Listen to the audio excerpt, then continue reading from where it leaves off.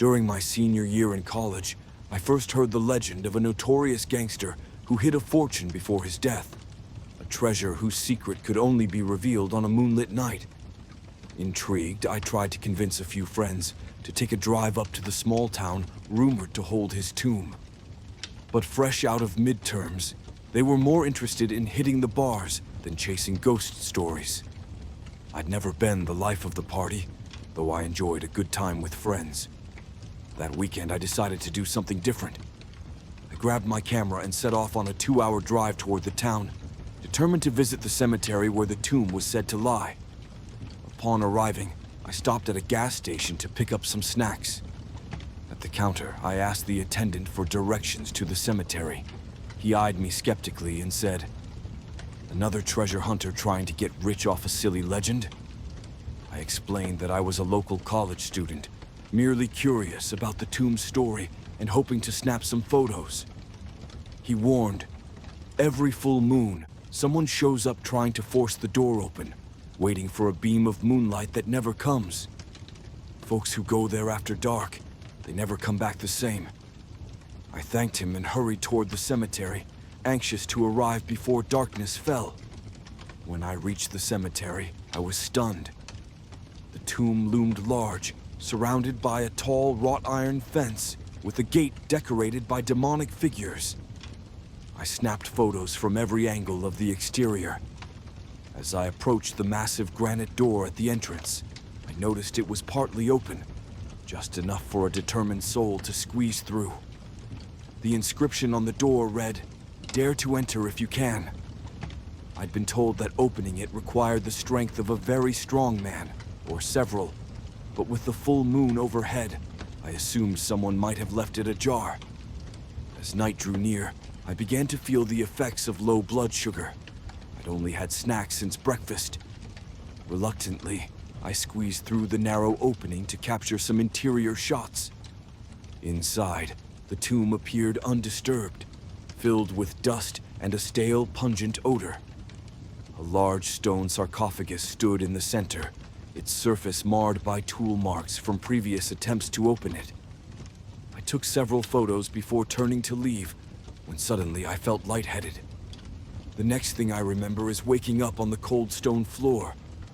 Disoriented and weak, I realized the tomb was completely dark, except for a sliver of moonlight streaming through the door. I fumbled for my backpack, pulling out a small stash of candy and juice I'd packed for emergencies. After a brief recovery, I passed out again, only to wake later feeling slightly better, but still too weak to stand. Nausea and the oppressive smell forced me to crawl toward the faint light.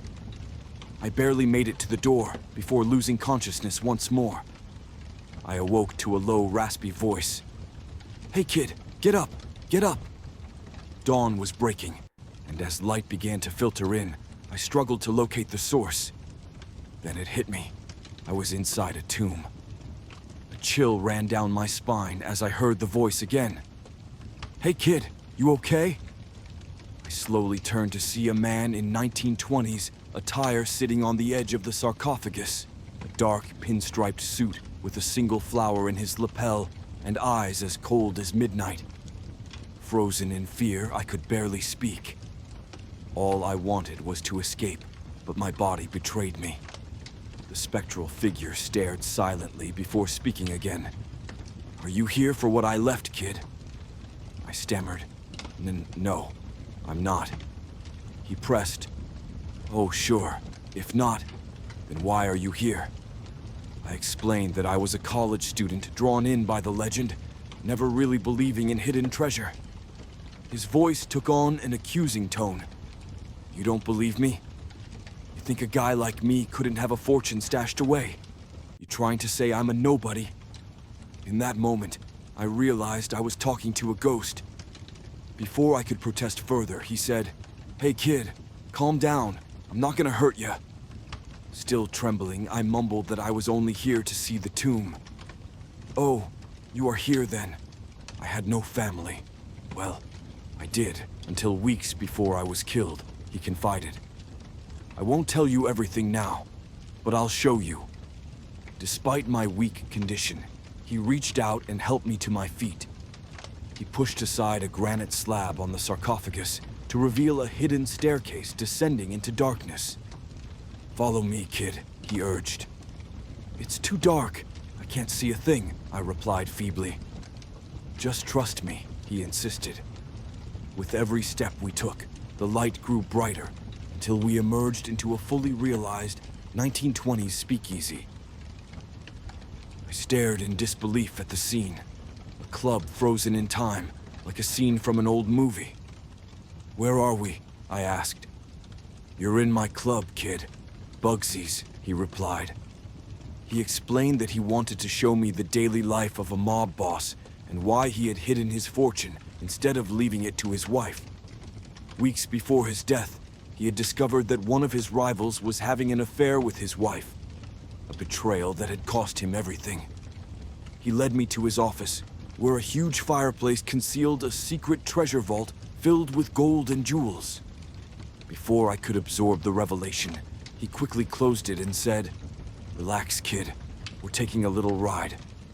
He made a phone call, and moments later, two men with menacing eyes and grim expressions entered. We left the city and drove off the main highway onto a dirt road deep in the woods, eventually stopping in a clearing. There, I heard eerie moans emanating from a pit that looked like something straight out of hell. As we approached, I saw Bugsy's wife and his rival tied to stakes with firewood piled around them. The ghost lit a cigarette, tossed a match into the pit, and shouted, "I'll see you both in hell." Then his right-hand man, a psychopath known as Knuckles, revealed his betrayal by pulling out a gun. In a blur, Knuckles shot Bugsy, threw him into the pit, and shoved me into the trunk of the car before speeding back to the club. Despite a frantic search later, the treasure remained hidden. I heard footsteps, and suddenly, Knuckles emerged with a gun, warning, "Sorry, kid, you've seen too much." A flash of light later, I found myself back on the tomb's cold floor with Bugsy standing beside me. "Now you know why I hid it," Bugsy said quietly. "But secrets don't stay buried, kid. Someone's got to keep watch. I ain't giving it away. I'm recruiting. You got guts. How'd you like to be rich?" I refused, explaining that I only wanted to get home. "Okay, kid, have it your way. Get some rest, but I want you out of here by dawn. Got it?" I tried to reply, but he had vanished. Later, I was awakened by the sound of someone calling my name outside the tomb. It was the local police. A friend had reported me missing. An officer helped me out, asking if I was all right. I explained that low blood sugar had left me with bizarre dreams. As I was loaded into the ambulance, an officer handed me my backpack. To my horror, I discovered a photograph, a snapshot of me standing in the speakeasy with Bugsy's spectral hand on my shoulder. The date on the photo read 1927. I never returned to that place, but sometimes, even now, I wonder if he ever followed me, for I will always remember his parting words. Some legends don't stay buried,